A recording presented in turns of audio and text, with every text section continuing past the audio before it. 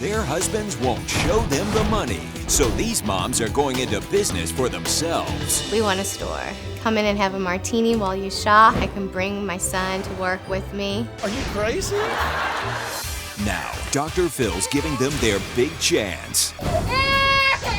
Wow, I'm really overwhelmed. How did you feel about her not being home till 9 o'clock? Honestly, not that bad. And enough is enough. her invention has taken over their lives. So many boxes in this hallway, I can't even use the bathroom. You spent $250,000 on this, Yes. and in 6 years, you've never sold one. Not one. Oh my God, you just look sick. Yeah. You need it, you fight over it, and most want more of it. So what am I talking about? Yes, it's gotta be sex or money, right? I'm talking about money. It is often cited as the #1 reason that couples divorce. Well, we're gonna show you some ideas on how moms can get more of it and reveal the biggest mistakes people make when they think they have the latest, greatest money-making schemes. But first, when it's the husband who holds the purse strings, and he holds them really tight, and the wife who feels like she has to beg for every penny, I'm telling you, it is a recipe for disaster.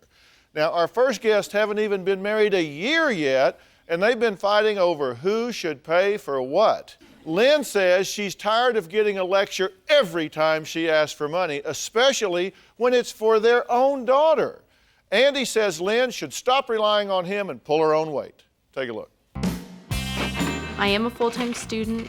I waitress 5 nights a week, and I'm a mom.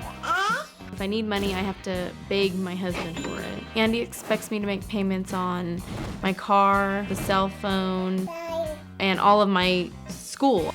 I'm responsible for Andrea's needs. She needs medicine, diapers, daycare, I pay for it. You act like my spending is just out of line ridiculous. Since my baby was born, Andy has bought 2 bags of diapers, that's it. Lynn spends too much on frivolous stuff. There's a lot of knickknacks for the house, needless things for our daughter. Look at all these toys and stuffed animals, is it all necessary? She bought our daughter a pair of $60 shoes. We can't be spending money like that. Andy spends his money on the things he wants. Recently, I spent almost $6,000 on her breast augmentation. A week later, she was complaining that she needed money for school and books. I said, well, maybe you should have thought of that instead of having me pay all that money for plastic surgery. You do not want a joint bank account at all. You've told me that a million times. I tell him that I don't have enough money for the expenses that he expects me to pay. I really don't think she's trying to make her own money. I think she's trying to rely on me for everything. I don't like getting a hard time from you when I ask for money for her. I'll give her $100 and then she'll ask for another couple $100 the next day. If I can't rely on my husband, who am I supposed to rely on? I don't think she should get a free ride. Lynn says that I'm selfish, I'm inconsiderate, that I'm a tight ass. We just need to watch how we spend our money. You're my husband. I'm supposed to rely on you when I need things. Fighting over money has had a huge effect on our marriage. It's like you don't trust me. No, I'm I'll just say, like, trying what to do you steal need? money from you. My biggest fear is that Lynn will leave me. I own 2 rental houses and the house that we live in. They're all in my name. If we ever got a divorce, then I don't want her to take half of everything that I've worked hard for. I am miserable. I cannot live like this forever, and if things don't change, my daughter and I will be gone. Now, I look at this picture. Look, that's a great wedding picture, by the way. But were you happy when you got married? I was. Were you happy when you got married? Yeah, I was. But you're not happy now. What were you thinking at this point in your... I'm thinking that I scored a beautiful wife, you know? That's what I'm thinking. Yeah, You know? what were you thinking? Basically, I mean, that we were going to be together forever, and here's our journey begins.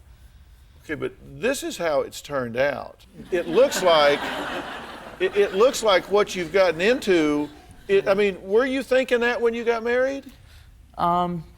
Be honest, because you can't come here and not be honest. The thought did cross my mind, you know, because how it is in California, like the divorce rate is just so, you know, high that I'm thinking, you know, I hope that she's not trying to, you know, pull the wool over my eyes and try to, you know, act like somebody she's not. I mean, shouldn't you decide whether she is a gold digger before you marry her? Yeah.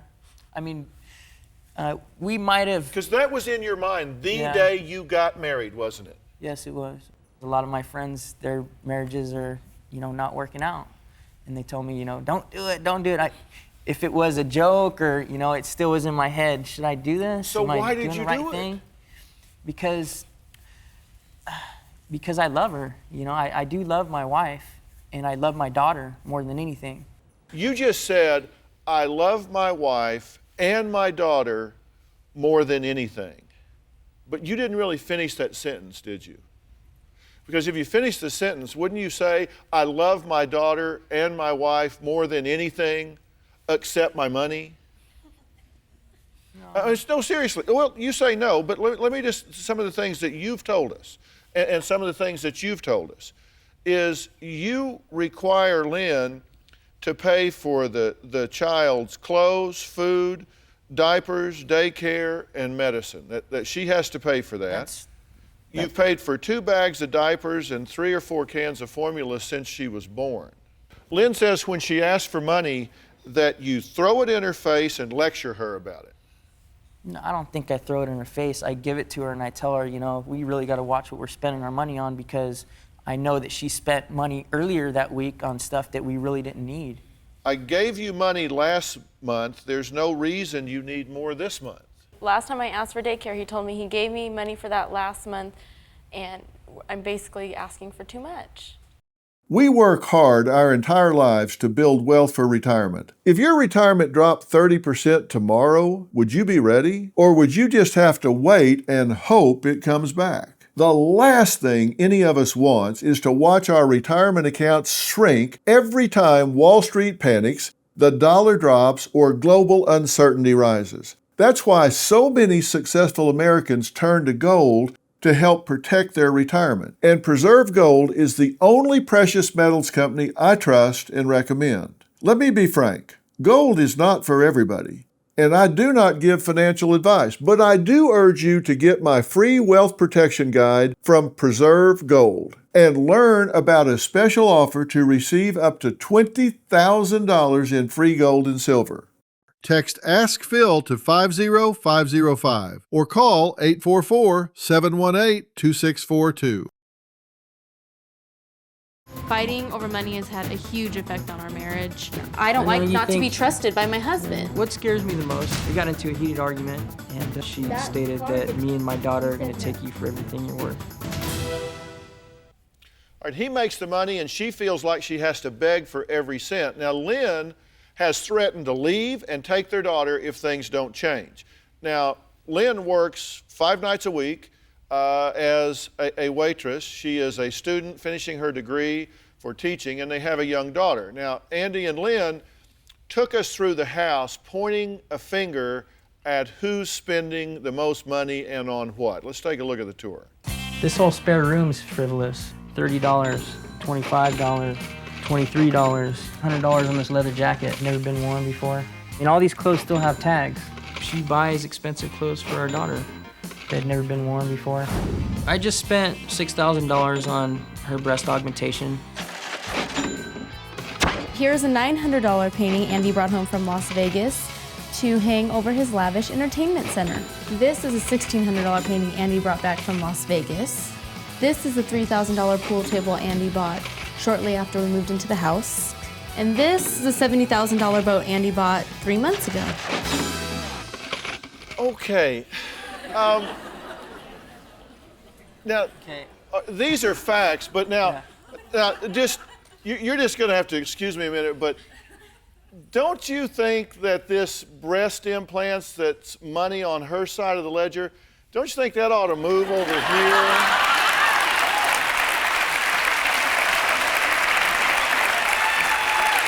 I mean, First of all, that's kind of like me buying Robin a bunch of tennis rackets or something, you know? She doesn't play, but I do. let me protect myself here a little bit.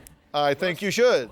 The $70,000 boat was for both of us. She wanted that boat just as much as I wanted that boat, and it was a joint thing that we bought that boat.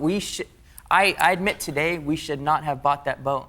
But then after you did that, then you thought, well, I better get these breast implants so she'll look good on the boat? Oh, she Is wanted the- that. No, that wasn't even my idea. You've said very clearly that you believe that if you allow her to, that she won't pull her weight, she'll just live off of you, and then she will leave and take you for everything you've got. Okay? And that's exactly what you threatened to do, right? Because you know that's what bugs him. You say, I will take our daughter, and it's interesting how y'all talk about that. It's not our money and our daughter, it's my money and my daughter. But this is, what do you predict is going to happen if you continue like this? It'll be a divorce. You think? I know it will. You think? Because you're sick of this, right? Yeah. I mean, I'm miserable all the time. I feel like he doesn't want us around because we're more of a burden than anything. I mean, he would be paying the mortgage and the utilities anyway if we weren't there. So what's the difference if we're there or not? Basically, he doesn't care to try to help take care of Andrea and I now. It's basically like he doesn't care about us. First of all, my daughter and you never go without. I mean, I might give you a hard time about the spending, but I'm hard on myself. You know? You're not too hard if you bought an $1,800 picture with a wad of cash and a dice in it. That picture was an investment. That picture's went up to $3,800 in a year. If that picture is now worth $3,800 and you still own it, there's something wrong with you. Well, who told you it went up to $3,800? Actually, the salesperson at the gallery. Problem solved. Okay, I'll tell you what.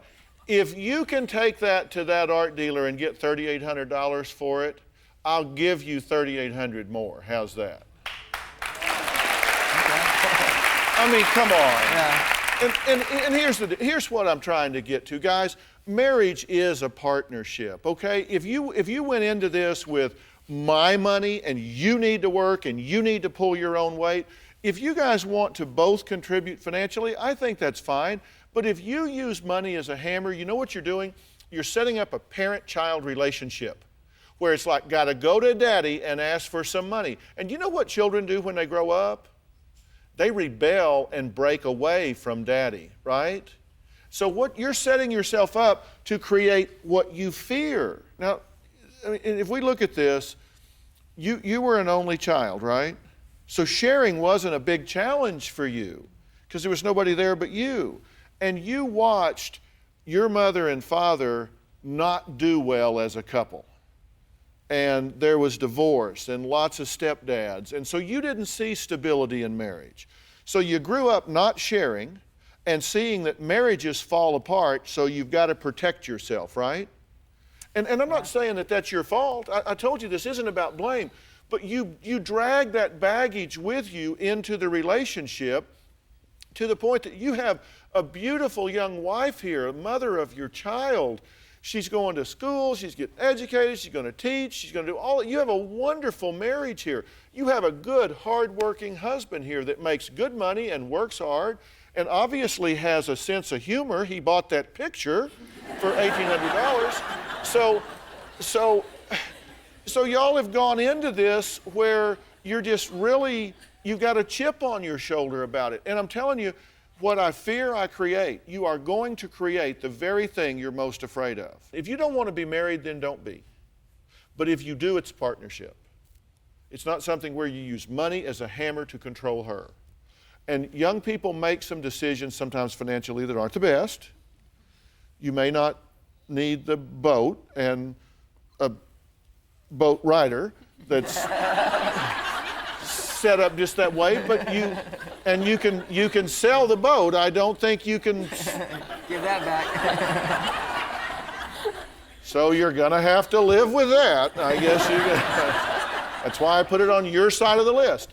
But I mean, don't you need to decide that really, if you think she's going to leave you and she's just jerking you around, deal with that. But if you don't, if you think that she loves you, you think that she loves your daughter, and you think that you two can have a long-term relationship, then you need to get rid of that baggage and decide, you know what, if you're gonna jerk me around, I guess you're just going to do it because I am not going to hold you hostage with money. If you don't make that change, y'all won't last a year. I'm telling you. All right, coming up, a mom who thinks her idea is going to make her millions. Meanwhile, her husband is into it for almost $200,000. You feeling better now, aren't you? Find out what it is when we come back.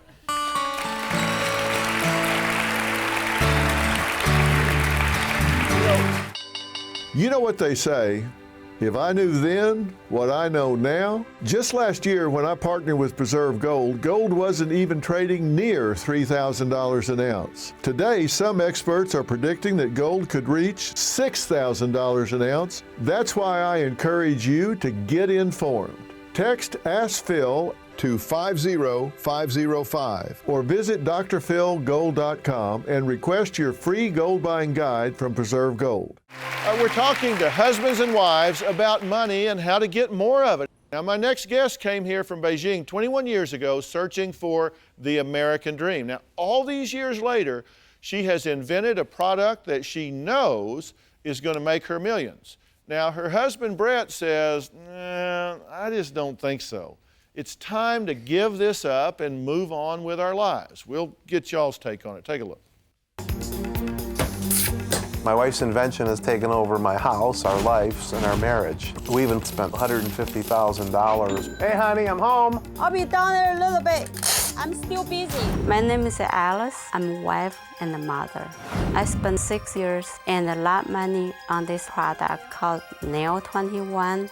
This is nail polish bottle holder. All you need is to put the nail polish bottle in there. Now it's in the tilting position. And you get last drop without no spill. I'm very, very proud of this invention. Even though nobody buy this product yet.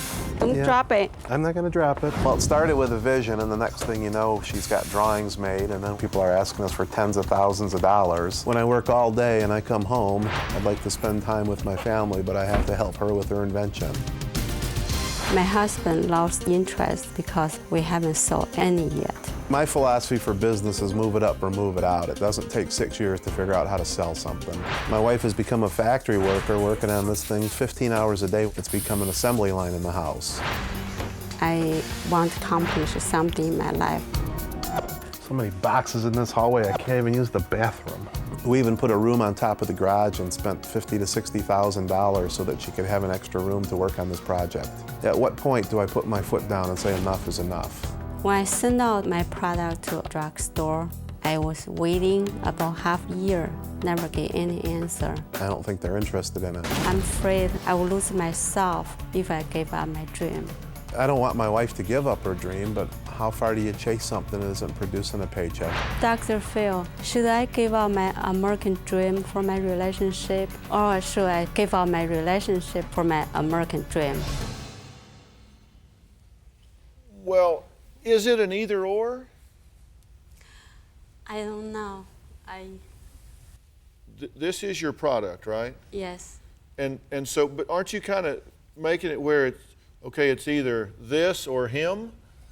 You said, do I give this up or do I give him up? Because he wants you to quit this. Yes. Right? Is that true, Brett? You want her to quit? Absolutely. Why?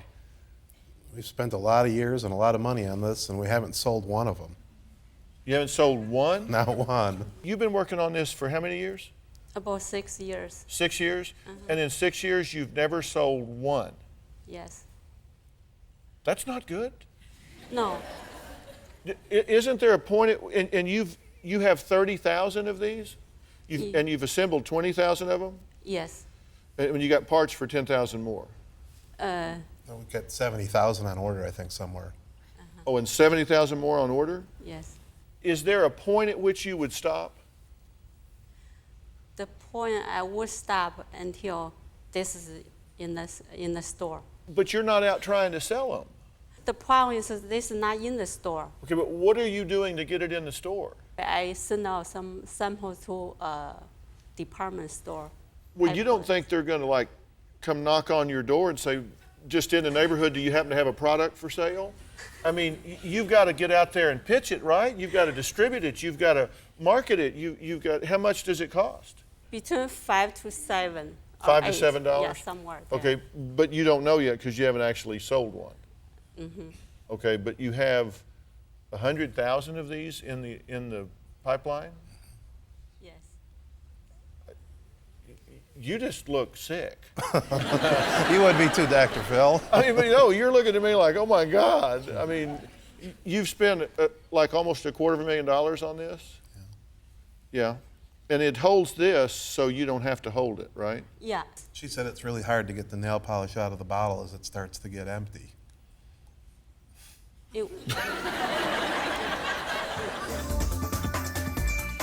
The ideas for these great inventions came from moms who were simply looking for solutions to everyday problems. Take Missy Fife. She got tired of her children getting dirty from the carts at the grocery store. A clean shopper, which is designed to protect babies from all of the dirt that is often found on shopping carts. Sales for Missy's Clean Shopper are expected to reach $3 million this year. Christine Moss, inventor of the Snack Trap, appeared on our show in 2002. Okay, and the idea is that baby can't dump stuff out. This year, her product is expected to rake in more than $1 million. Betty Graham was a single mother who used her own kitchen blender to mix up her first batch of liquid paper.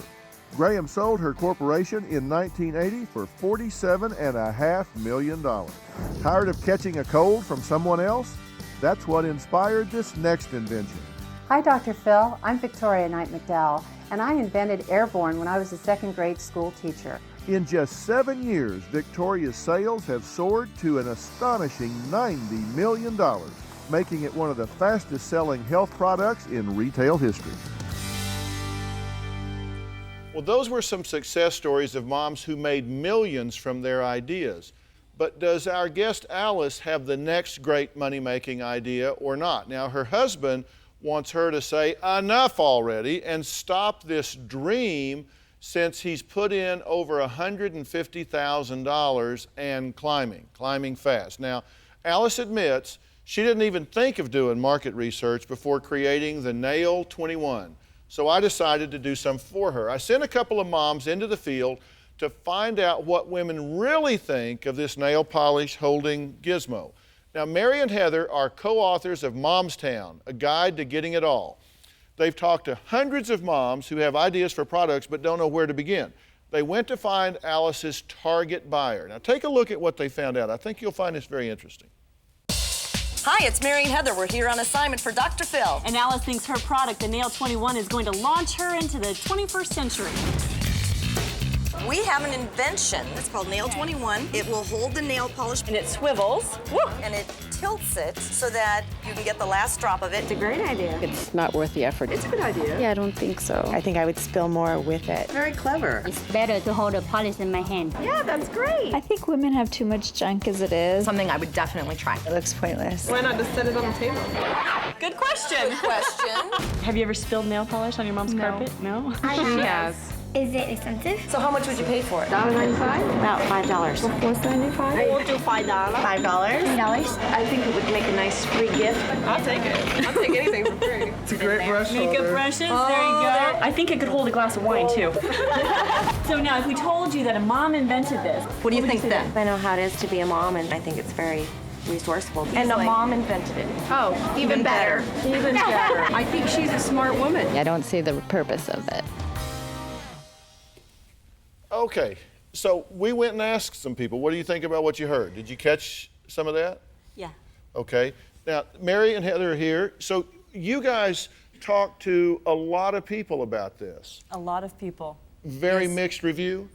You know, it really was mixed reviews. However, we did find that the teen market, the teenagers, they always want to sit on the sofa or on the carpet and polish their nails. They thought it would be a more stable surface because they typically spill the polish. Okay, and you actually went and talked to Q-Tex, right? Yes, and so we found out some of the mistakes she's made. She, as far as branding the product, Nail 21 doesn't really say what the product is or what it does. And also she's marketing it as gift for her. That is marketing to men, gift for her. She needs to be marketing to the moms and the teenagers and the women. Okay, but you're not really marketing at all. No. And you said that this is really novel, that there's nothing else out there like this that will do this. But when we did some checking, we found just right away 2 products out there that tip it and hold it just like this one does. Did you know about these? No. But here's the thing, if you do this, it seems that you've invested so much into this, why wouldn't you invest some time to get some knowledge about what's out there? For example, the research that we did, what Mary and Heather found out is that there actually might be a market for this, particularly among teenage girls who said if this was like in hot pink or some really vibrant color and it kind of had some bling on it, some rhinestones where it looked really cool. Well, and also just making some phone calls, because she sent it to a drugstore and then sat back and waited. But we just got on the phone and started calling. We got right to Q-Tex and the brand manager. So, yeah, I mean, there were people that were willing to talk about this and discuss it. But if you do some market research and figure out how to do this, then it actually could have some utility. It could have some sales ability if you studied the market and said, as they pointed out, you don't sell this to men, you sell it to women. You don't say this is a gift for her. No, you sell it to women. That's who buy it.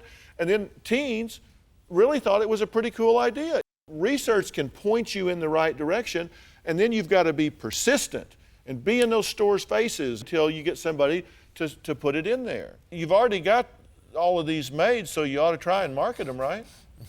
Yeah, absolutely. Oh, this is painful for you.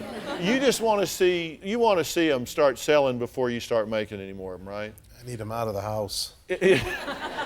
Stop pouring money into it until you start getting some back in.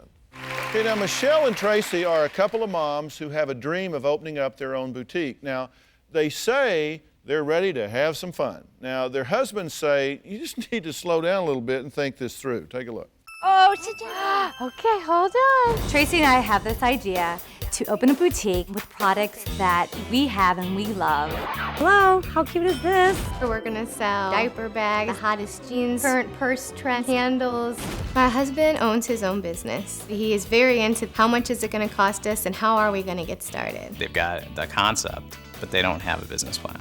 Without it, I think they're setting themselves up for failure. What about a budget to get started? Have we talked about that? My husband's primary concern is the bottom line, and my concern is customer satisfaction. The girls have not done any market research. There's no plan. He is saying, slow down, let's really talk about this, let's put it on paper. There's going to be a lot of paperwork involved with this company, and I'm not going to be the person to have it dumped on. It has to be like a good location somewhere around here so that way we can go home. I want to own my own business because I like the flexibility of coming and going and being with my kids at really important times in their lives. Anything they see me.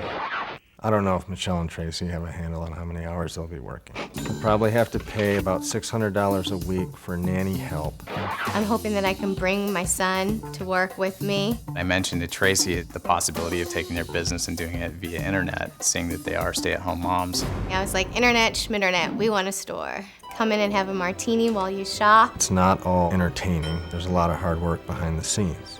I can somewhat see it almost, like wainscoting on the bottom. Hopefully we'll make about $100,000. That may be unrealistic because I know for sure businesses have a hard time showing a profit. We'd probably be spending $10,000 or $20,000 in legal fees. Have you talked to anybody about financing, like banks, credit unions, your dad? No, not yet. I don't really know how much money we're gonna need to start this boutique. 100,000? I really don't know. I don't feel that anyone needs to worry about the financials yet. It's also preliminary still. The girls don't know what the budget is because they don't know what it's going to take. We have the passion, the desire, and we're going to do it. Cheers to making dreams come true. Okay. Now, both of you are highly intelligent, you're educated, and you've both been successful in things that you've done before. Now, having said that, what's wrong with you two? Are you crazy? Nothing. We just don't know how to get started. Here's the thing. There's a difference between not knowing how to get started and just saying, we don't care about that. We're going to serve martinis and have some fun. If you're saying, we need to know how to get started, You've got two guys here that know a lot about startup. You're talking about serving martinis. I mean, do you know what a liquor license costs? Do you know what you have to do with the health department for that? Do you have any idea, feasibility-wise, what you have to do to finance inventory? It's not that you don't know how to do that. You've got resources for that. But what you've said is, I don't really care about that.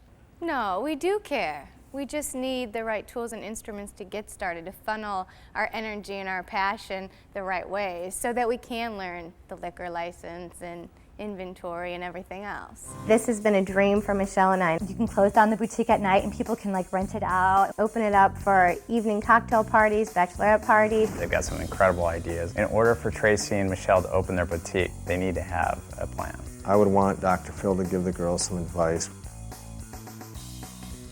Well, we've been talking to Michelle and Tracy, two moms who say they're ready to make some cash and run their own boutique.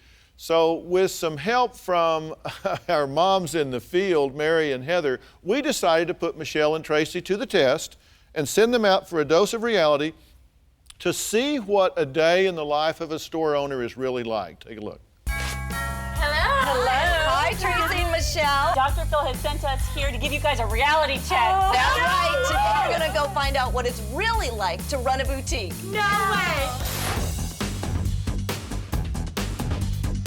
Leah. Hi. Here are Tracy and Michelle, ready for work. There's 100 million things to do. We're ready to help Let's you. go, let's do it. Oh my God. Guys here didn't sell. It has to be inventory organized. Are you almost done? You know, I'm just still doing the kids. I've got people that aren't being helped up front. I'm not even finished with the inventory task and I'm completely out of breath. It was really hard. Tracy, I've got like 2 or 3 light bulbs that need changing. Great. Think I could change a light bulb. All right, we have a problem. I can't reach the bulb on this ladder. Whenever someone comes in, you have to drop what you're doing. It's all about customer. Wow, I'm really overwhelmed. From the time we came in, we've been pulled in a million different directions. The security system, you're aware that it's going to go in the front door. Not enough change in the register. Do you have another way you could pay? Not enough dressing rooms for the customers. A jewelry vendor, 2 back-to-back appointments. How much do you think everything's going to be? About $1,400. $1,400, wow. Geez, that added up quick. Right, let's go ahead and cut that in half. Inventory that needed to be done. So much going on today. Hi, honey. It's me. One of our employees called in sick, so I'm gonna have to stay until 9 tonight. Can you get the girls? So I guess they wanted to see how it was for us to have our kids at work, so they surprised us and brought us our kids here at work. So we have Blake and Ella and McKenna back there running around, and we'll see how it goes. I'll be right there. I'm sorry, what'd you say? Here, let me put her down. It's okay. Thank you. Mommy has to get her work done. Sweetheart, can you check on Blake for me? Having the kids here on a day-to-day basis, day in and day out, is not realistic. Don't need the tag. You constantly have to have your eyes on the floor. All right, ladies, what do you think? It was an amazing, amazing experience. Yeah, I mean, you couldn't have made a better reality check. Neither of you have ever worked in a boutique before. Nope. So did you? Well, we shop at a lot of them. Yeah. Okay, now, I'm interested about y'all's experience here because I don't know if it was Michelle or Tracy, or maybe it was both of you, that thought that we kind of stacked the deck against you, set the day up unrealistically hard, and like had an employee not show and created a lot of drama for you. To some degree. To some degree, we felt that if it was actually our boutique, that we would handle situations differently. Okay, Leah is with us. Now, Leah has been running her own boutique for 9 years along with her 2 sisters, and she has a couple of things to say to Michelle and Tracy, but first, did we set any of this up? No, I wanted to make sure they'd have things to do, so I took typical things and I made sure that they'd be prepared, but all that stuff happens every We didn't day. like call an employee and say call in sick? No. Or anything, because you were like, this inconvenience is my husband. Let's stay here till 9 o'clock. I don't like that. We didn't set that up. That happens. That's reality. And you know that, right? Right. So how did you feel about her not being home till 9 o'clock? Honestly, yeah, not that bad. Didn't bother me. I mean, He's used to it, like all no, of us. swear to God, I'm used to it. That's okay. I mean, the reason I ask that is because you need to discuss that. You need to know, is that okay? Because that does happen, right? Yes. And what do you want to say? I love their enthusiasm. I think that's one of the most important things. But I overheard Michelle say to Tracy towards the end of the day, I am so done. I'm so ready to go home. And she said, well, it's not really going to be like this. There won't be camera crews watching us. And I thought, but there are so many days that are like this. When you guys went home, I was there another 3 hours and had to work the whole weekend and 12 hours on Sunday because I had someone call in sick. So there are just so many days that are like this, and you just have to expect the unexpected. Like you keep saying you want to have a plan. The plans go right out the window. Nick, what do you think about this? I think the girls are gung-ho. I think they got great enthusiasm. I just think that they need to get a business plan in place and basically a game plan of what they're going to do, because I think they're just kind of going about it just, you know, this is going to be all fun and games, but I don't think they've done a reality check on the business end of it. Most new businesses fail. Number one reason they fail is they don't do feasibility studies, they don't do research, they don't really know what the business is all about.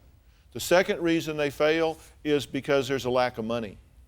They underestimate the capital requirements necessary to do it. The third reason is they underestimate the commitment required. 3 hours after y'all left, had to work 12 hours on Sunday because somebody didn't call in. You should look at things and say, these are the reasons they fail. I'm going to plug those holes right up front. You can have as much fun planning and doing it right, so you go in strong, you go in with reserves, you go in with plans so you can make it work. If you two never said another word and just let them go out and do what they want to do, I would predict that you would fail with 99% confidence because you haven't done the studies yet. But if you do, then you can succeed. We want to be one of your success stories like those other women in a couple of years from now. Yeah, That's and our if you goal. do the homework, you can, but it's all about preparation. The difference between winners and losers is winners do things losers don't want to do. Yeah.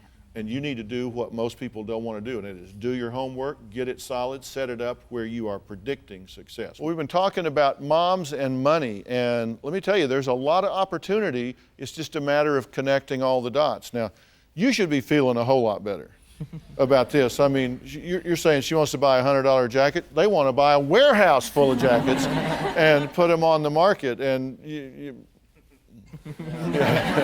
well, Brett's saying, want to swap roles here? That would be fine. If you have a new product, you have to beat the door down. You got to be there every day until finally they just might say, I tell you what, if we put some of these in there, will you shut up? And you say, sure.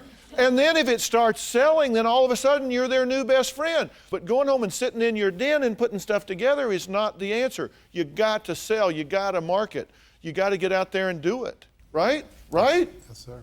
That's what you want to see her do. If she wants to do it, go sell them. Go sell them and do what you have to do. Put them in mom and pop stores, put them in flea markets, put them anywhere that you can to start selling them. And then you'll start getting some momentum, but you're not going to sell them. Put them on the internet. Put them on eBay. All of them at once? There's all kinds of things you can do, but just assembling more of them is not going to get you where you want to go.